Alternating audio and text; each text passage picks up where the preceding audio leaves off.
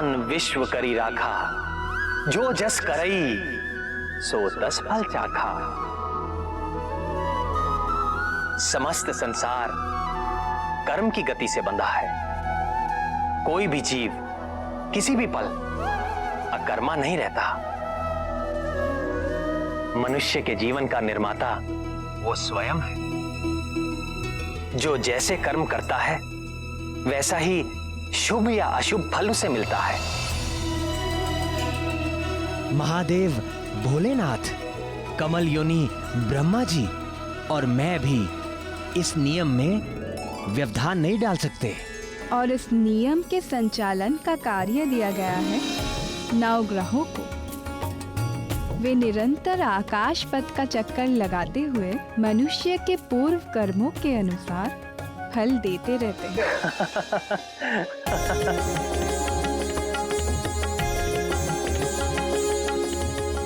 प्रभु, किस बात से आपको इतना आनंद आ रहा है?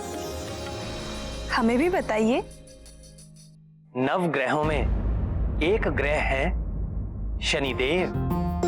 शनय शनय अर्थात धीरे धीरे चलने के कारण उनका नाम शनिदेव हुआ। सभी जीव उनसे बड़ा भय खाते हैं। उनके चक्र में जो भी पड़ता है सदा रोता हुआ मिलता है। किंतु जब हनुमान से उनकी भेंट हुई तो क्या नाथ, बताइए ना। हनुमान एक पर्वत शिखर पर बैठकर आनंद से केलों का भोग लगा रहे थे।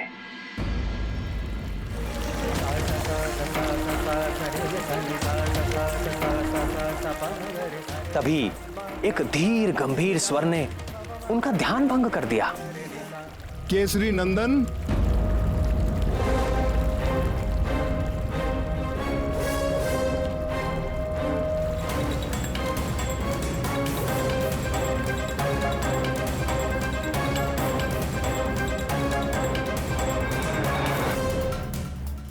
मैं आपको सावधान करने आया हूं पवन पुत्र हनुमान। आज से आगामी 7.5 वर्षों तक आप पर मेरा प्रभाव काल आरंभ हो रहा है। आप सावधान हो जाएं। मैं आपके शरीर में प्रवेश करने वाला हूं। मैं आपको प्रणाम करता हूं सूर्य पुत्र शनीश्वर, किंतु आप मेरे भीतर प्रवेश नहीं कर सकेंगे। तो आपको मेरे सामर्थ्य पर संदेह है बजरंगबली? आप सब प्रकार से सामर्थ्य हैं शनीश्वर महाराज, परंतु मेरे मन में तो पहले से ही कोई रिक्त स्थान है ही नहीं, तो मैं फिर आपको स्थान कहां पे दूं? मेरे तन मन जीवन सर्वत्र में प्रभु श्री राम ही राम बसे हैं। आपको कदाचित ज्ञान नहीं है कि मेरे प्रकोप से मनुष्य तो क्या देव और दैत्य भी नहीं बच सके हैं। 7.5 के 2.5 वर्ष मैं जीव के पैरों में रहकर उसे भटकाता हूं। 2.5 वर्ष उसकी सिर में स्थित रहकर उसकी बुद्धि भ्रष्ट करता हूं और 2.5 वर्ष उसके मुख में प्रवेश करके उसकी सुख शांति धन संपत्ति सबका हरण करके उसे पूरा दरिद्र बनाकर छोड़ देता हूं। महाराज, मैं तो केवल उसी ज्ञान को अपने पास रखता हूं जिससे मैं अपने प्रभु के प्रेम रस में सदा लीन रह सकूं।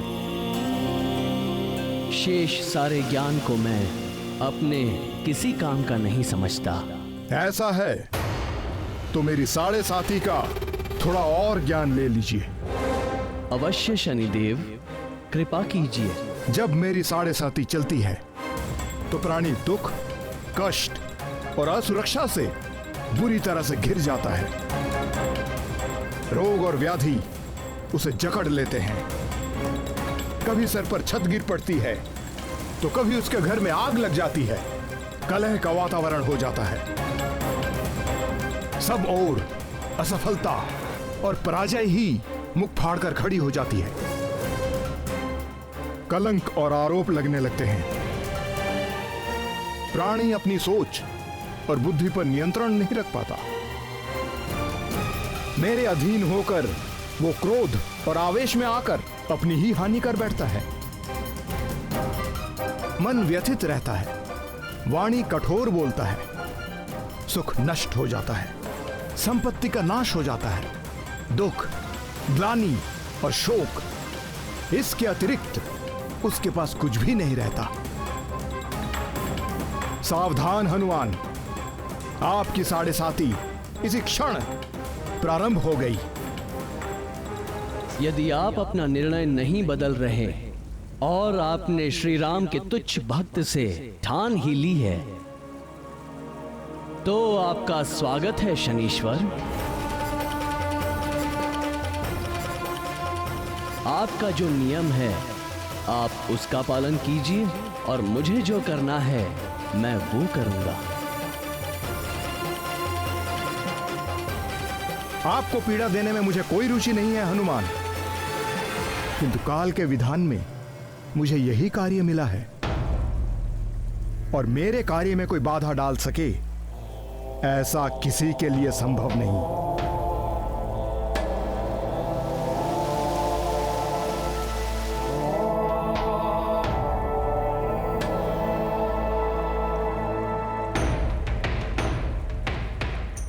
जय श्री राम, जय श्री राम, जय श्री राम, जय श्री राम, जय श्री राम, जय श्री राम।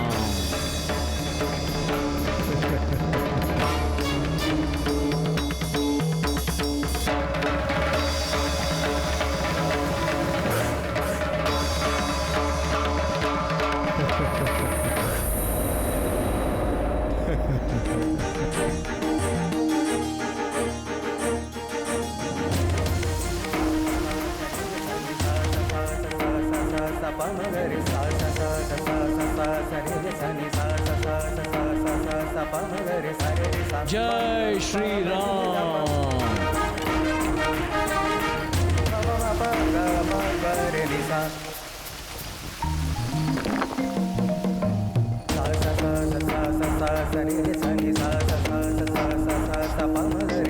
ये क्या कर रहे हैं पवन पुत्र? सिर में खुजली हो रही है महाराज। खुजली हो रही है तो तेल इत्यादि जैसा कोई उचित उपाय करो। नहीं नहीं महाराज, मेरे स्वभाव को यही उपचार भाता है। जय श्री राम।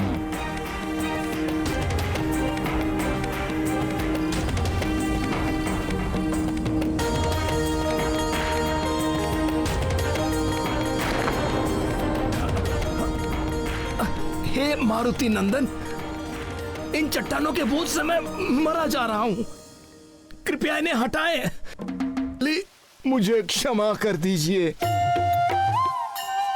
हे राम भक्त हनुमान, मैं आपके भीतर नहीं रह सकता। नहीं रह सकते तो निकल जाइए।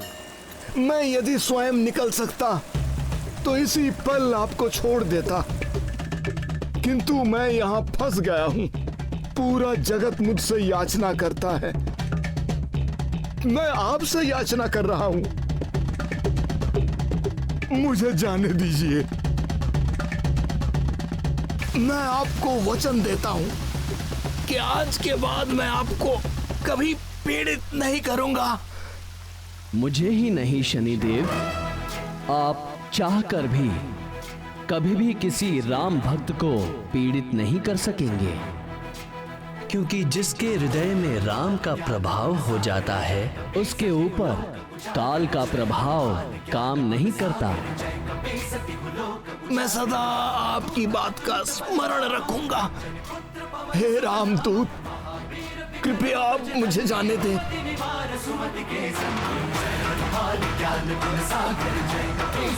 जय श्री राम।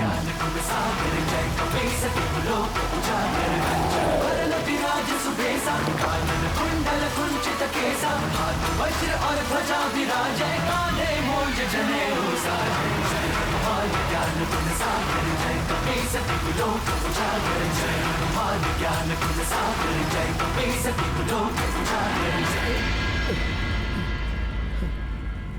हे राम भक्त हनुमान,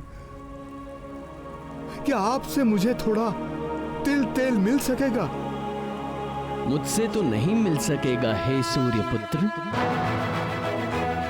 पर आज के बाद आपके दुष्ट प्रभावों से बचने के लिए भक्तगण आपको तेल चढ़ाकर ही प्रसन्न करेंगे।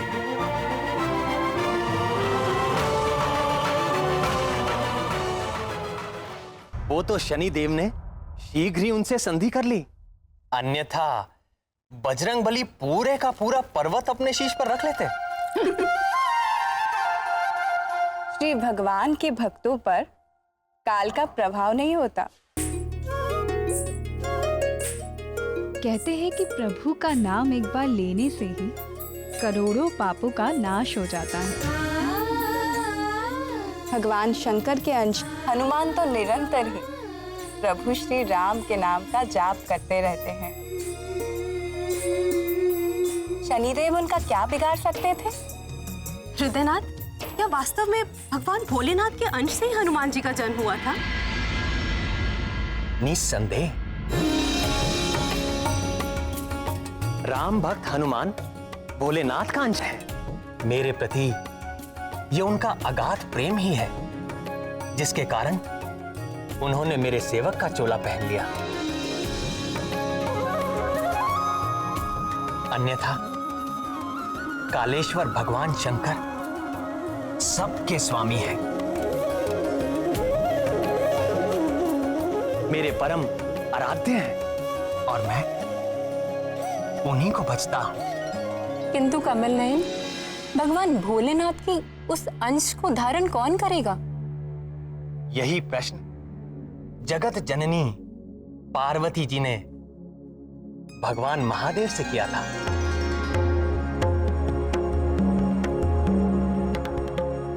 अब आप ही बताइए, भोलेनाथ ने क्या उत्तर दिया था?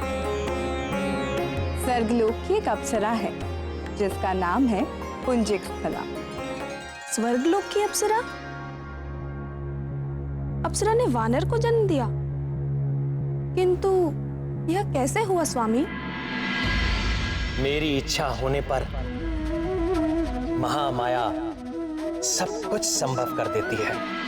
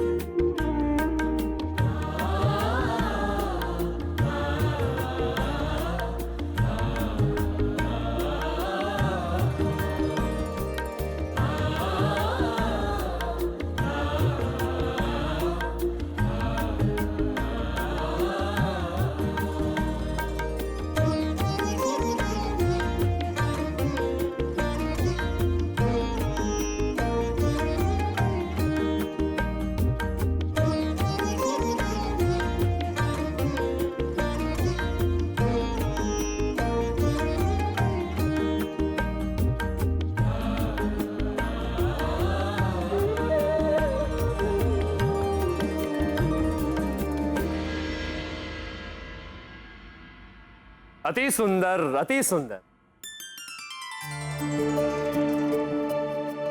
देवी पुंजिक स्थला, नृत्य कला में आप मेनका और उर्वशी से कहीं भी कम नहीं।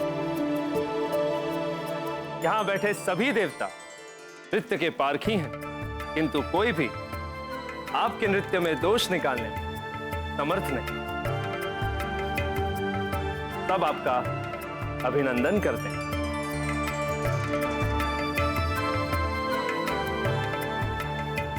उसके नृत्य के समान ही पुंजिक स्थला का चरित्र भी निर्दोष था। देवराज इंद्र का स्वर्ग भोग विलास की सीमा है, किंतु वहां रहते हुए भी वो अप्सरा भगवान शंकर की नित्य उपासक थी।